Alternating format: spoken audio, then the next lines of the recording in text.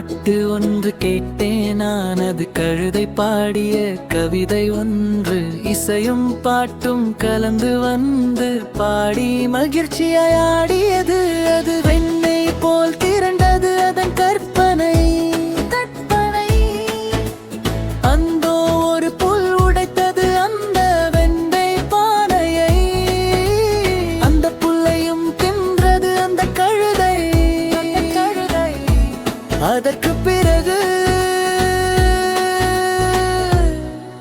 அதற் கவிதை பாடவே இல்லை.